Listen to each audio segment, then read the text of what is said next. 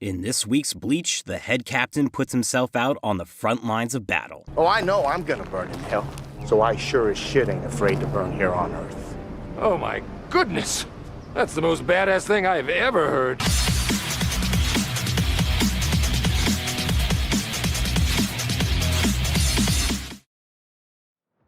What is up, everybody? Welcome back to my weekly episode reviews for Bleach 1000-Year Blood War. Today we're looking at episode 5, Wrath as a Lightning. We start with Soul Society being alerted that Ichigo is on the way, but lose track of his spiritual pressure in the Garganta. The Squad 12 barracks is then attacked by Jidambo, who is clearly under the influence of this nearby Quincy that I love to hate. While all this is going on, Ichigo can hear all the screams of panic coming from Soul Society through the phone, making him more desperate to escape. Only problem is that Kurge is Sternritter J, the jail, and declares his cage cannot be escaped. With Ichigo taken care of, he sets his sights on Orihime and Chad, with no one standing in his way.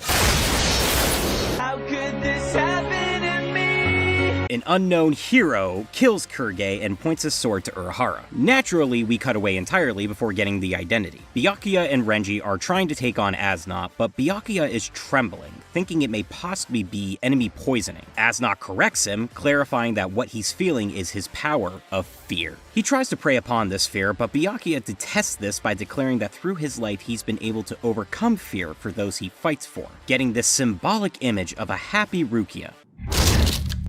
Oh my god, I did not think he was gonna do that. That scared me. That actually scared me a little bit. Asnot continues to exploit Byakuya's fear, telling him that it's an inescapable instinct. Here we get this awesomely unexpected Byakuya yell.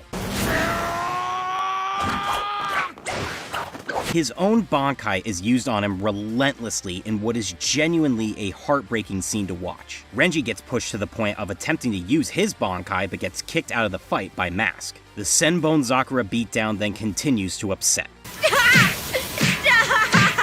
He's already dead! Let's lighten the mood a bit with Zaraki, who shows up to fight the main man Yuha with 3 dead Sternritter, who we see were killed with hilarious ease. Alright, something cool's about to happen. Let's cut away to see what Ichigo is doing. You let me out of here right now! Moving right along, Hisagi is backed into a corner by Sternritter O, the overkill Driscoll. The more he kills, the stronger he gets, so he's kinda like Michael Myers. He admits to being the one who killed Chojiro and stole his Bankai. Old man Yama's Chojiro sense must have been tingling because he's there to save Hisagi. I'm gonna fuck you up. Driscoll is unfazed, excited even to use Chojiro's Bankai against him. As he begins to attack, Yama activates a flashback to when he was younger with the nickname Ijisai thanks to the one scar on his forehead. He recalls Chojiro being a lad who persistently wanted to be his right-hand man, going as far as to achieve Bankai to attempt to beat him in battle. We actually get to see Chojiro use it in their fight, leaving Yama with a second scar that changed his nickname to Jujisai. But Yama decided to change his nickname to Genryusai for Chojiro's sake. Storytime ends as Yama makes his move and recalls Chojiro's Bankai not being this weak. Oh my god! Yama has now given Chojiro a proper farewell and promises to slaughter the entire enemy army, reinvigorating the Gotei 13. In an after-credits scene, Yuha has defeated Zaraki with ease, and before he can finish him off, Yama makes a crash landing to challenge the Quincy King. Wow, what a freaking episode. The last two have reminded me why I love the start of this arc. Such a sense of urgency all around. First half focuses on the depression that is Byakuya, and the second half ramps up the badassery of Yamamoto. I'm so impressed with how Byakuya vs. Asnot has been handled. So much emotion in Byakuya's character as he fails to accept that what he's feeling against his opponent is fear. And Asnot has been every bit as scary as he was in the manga, but now it's finally great to put a voice to him. A lot of well done imagery to display the fear he brings, especially with that zombie Rukia and bugs crawling up Byakuya. It accomplishes what Bleach hasn't been able to do for a long time, if ever, and freaks you the hell out. Senbon Zakura being used to eviscerate Byakuya is incredibly sad between the music, the reactions of Renji and Rukia, and the ruthlessness of the attack. Think what you will of the fallout from this, but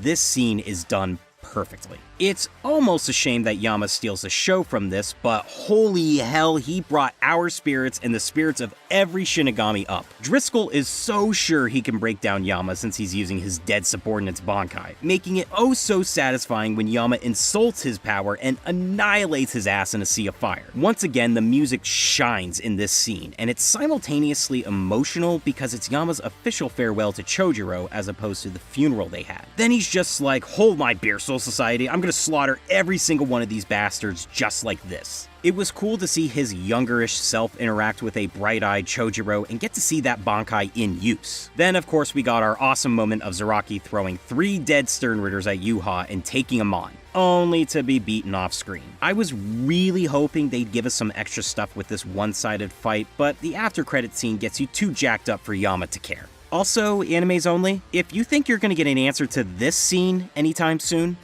you are a sad, strange little man. And you have my pity. What else can I say? This was an amazing episode all around. Animation, music, voice acting, action, emotion, drama, horror, all of it. Perfect. But let me know what you guys think. Did you think this episode was as fire as I did? Favorite comments will be featured in the next review. Here are last week's winners.